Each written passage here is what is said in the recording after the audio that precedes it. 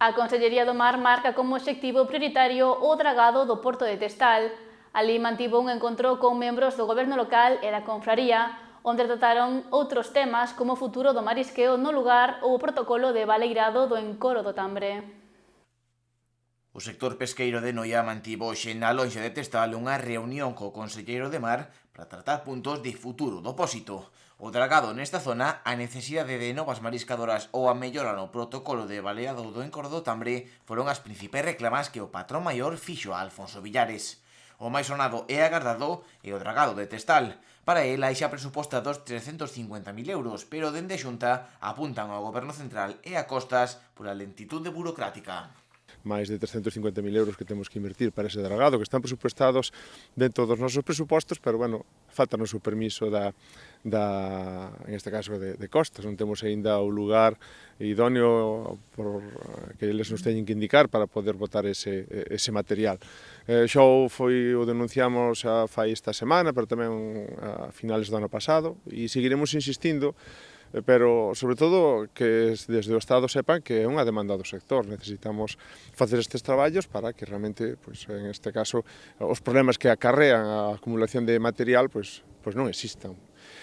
Nós, ao maiores destas actuacións, evidentemente, seguiremos en contacto co sector. Este ano, en un principio, vamos da sensación que vamos recuperando a produción. Dende a confraría insisten na necesidade dos mariñeiros noieses deste dragado.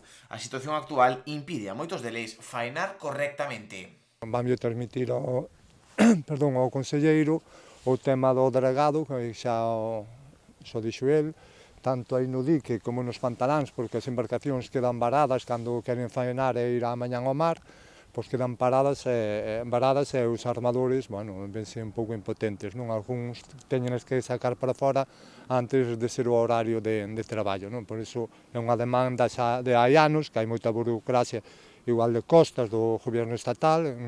Noia precisa tamén mariscadoras a pé. As últimas 20 xubilacións non foron suplidas, polo que dende a confraría advirten da necesidade de contar con máis persoal antes do comezo da campaña.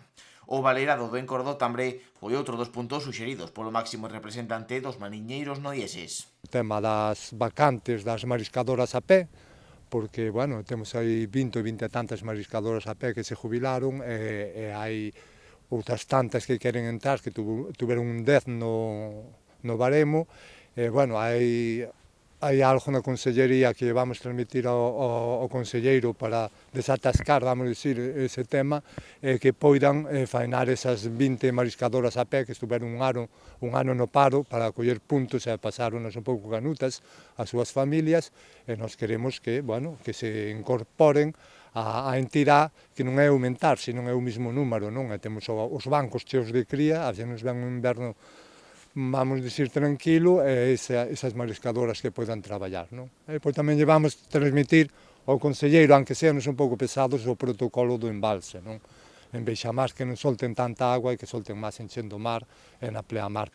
A labor da confraría de Noia foi louvada polo conselleiro de Mar, que a situou como unha referencia para os pósitos de toda Galicia. Estamos dentro dunha cofradía, como é a de Noia, que é un exemplo a hora de explotar uns recursos que ademais para nós son moi importantes, en referencia, como non, o berberecho que aquí se extrae. Eu creo que aquí se fai todo un ciclo completo desde a produción, incluso tamén a hora de poder traballar axeitadamente os seus bancos productivos, e polo tanto creo que en ese sentido tamén casi animo a que o traballo que están a facer aquí, este exemplo, tamén seña un exemplo para moitas outras tamén cofradías de Galicia, que tamén o están facendo ben, pero desde logo que aquí en Noia é un moi bon exemplo.